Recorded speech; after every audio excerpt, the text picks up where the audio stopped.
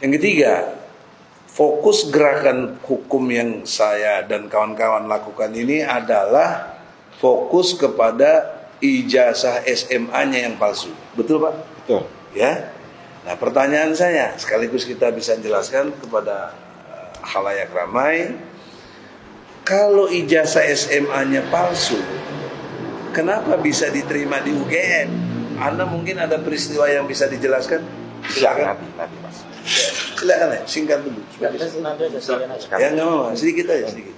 Yang khusus itu ya, nanti kan ada hal yang perlu. Kan Anda senangnya ditanya jawab. Oke. Ya.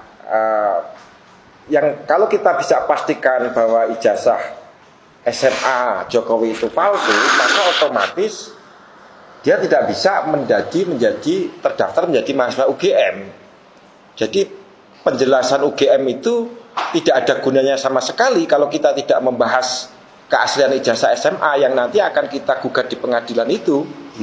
Gitu. Nah, nanti akan saya jelaskan lebih lanjut. Oke. Setelah yang lain-lain. Oke. Nah, jadi begitu saudara-saudara, satu ketentuan yang sangat objektif. Ya, artinya objektif itu, walaupun dia klien saya tidak boleh berpihak. Tapi objek apa yang dibahas, itulah harus kita bahas secara jubedil, jujur, benar, dan adil. Nah, itu namanya OS jubedil, objektif, sistematis, toleran, jujur, benar, adil. Lama sekali sehingga sudah kepres ini, artinya bukan buku induk yang dibuat baru saja ya, jadi sudah lama.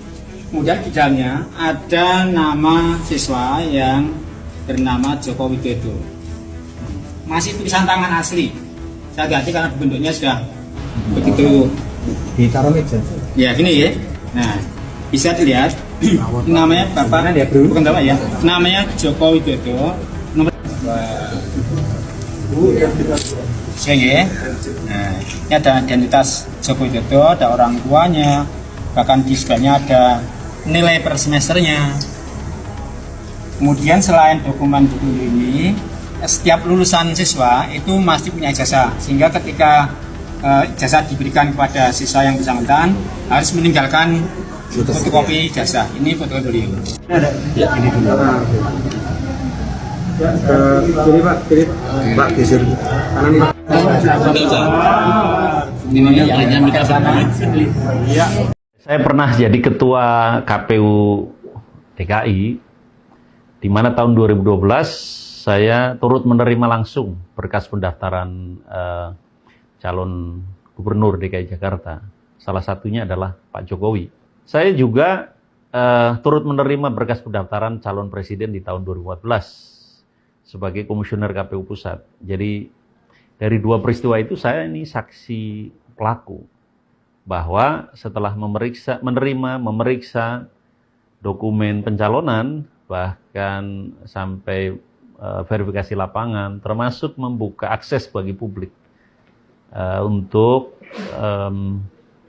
mereka menyampaikan komplain, sanggahan, atau masukan terhadap seluruh dokumen pencalonan calon presiden. Dan dari seluruh proses itu, KPU memutuskan tanpa keraguan bahwa seluruh dokumen yang diajukan calon presiden, termasuk calon presiden Jokowi, memenuhi syarat atau asli. Ya, sebetulnya terhadap tuduhan Bambang Trimulyono dan pihak-pihak lain yang turut mengamplifikasi bahwa mereka menuduh ijazah Pak Jokowi itu palsu atau tidak asli, itu sebetulnya bukan soal ijazah. Mereka hanya ingin membuat kekacauan saja. Mereka ingin membuat Indonesia itu gaduh. Jadi Bambang Tri dan kawan-kawan sebetulnya tidak ingin Indonesia tenang.